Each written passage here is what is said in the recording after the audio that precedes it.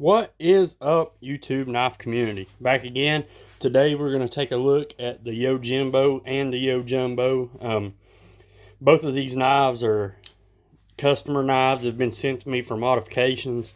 I actually traded for this knife, and I traded for it knowing that I was going to trade it to my buddy Steve, Ray Cash on Instagram. This is what he goes by. So when this knife's done, it's his. So yeah.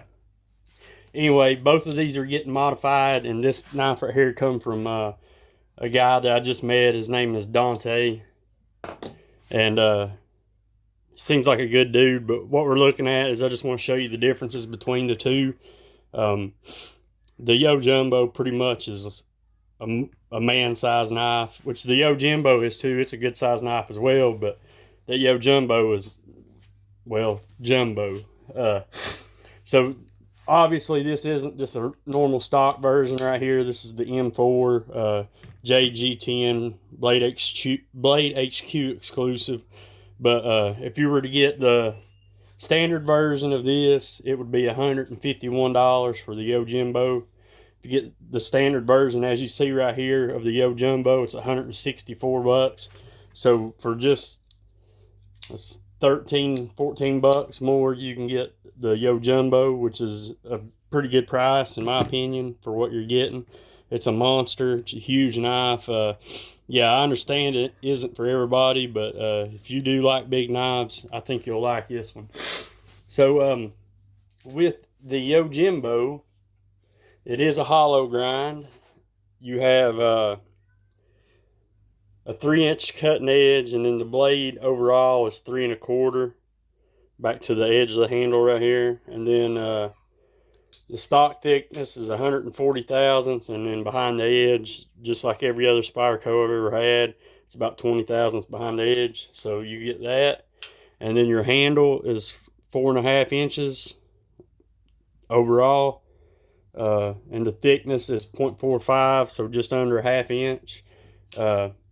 At the widest point, talking carry profile, is about right in here, of course, and it is about 1.5 inches wide. It's all T8 screws except for the 3 on the clip that are T6. This knife feels good in the hand. It could be better. I'm not much on these tools that makes you lock into a certain area, which when these things are done modified, that will no longer be there. Stay tuned for that. It's going to be some fun mods on these two, so that video will be coming out pretty soon. But yeah, overall, great knife. I think I would like it if I could make it my own, you know what I mean? I would definitely have to mod it if I had one for myself. Just in stock form, to me, it's just nothing special. It definitely wouldn't beat something like one of these out of my pocket, the Shaman. By the way, here's your size comparison. Here's a Shaman. As you can see, let's go pivot to pivot. For the Yojumbo, you see the Yojumbo swamps it.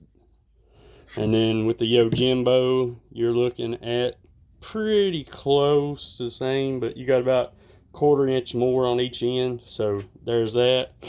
And then we'll do a size comparison with a Para 3 while we're into it.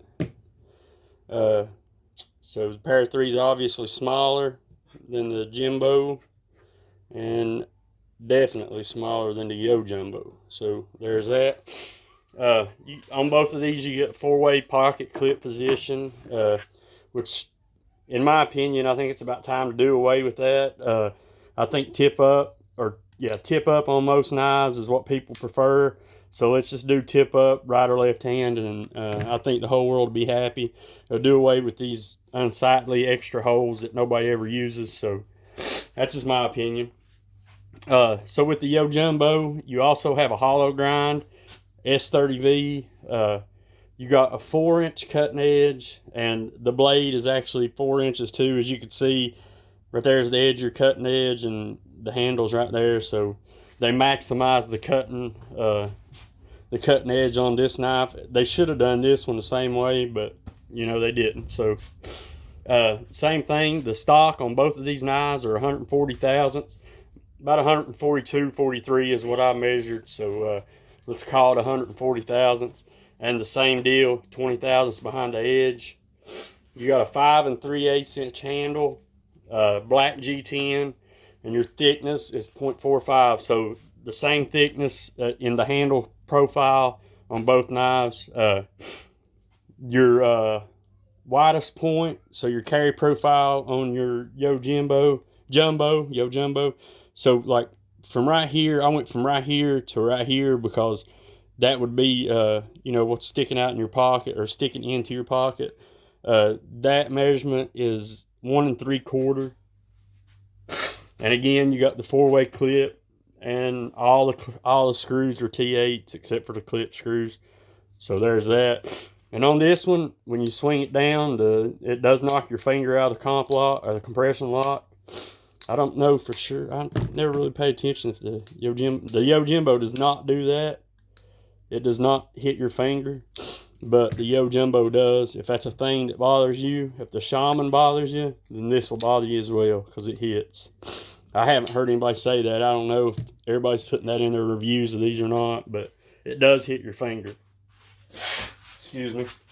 So, I think if I was going to pick up either one, I would go ahead and get the Yojimbo because I think it's a whole lot better value at $164.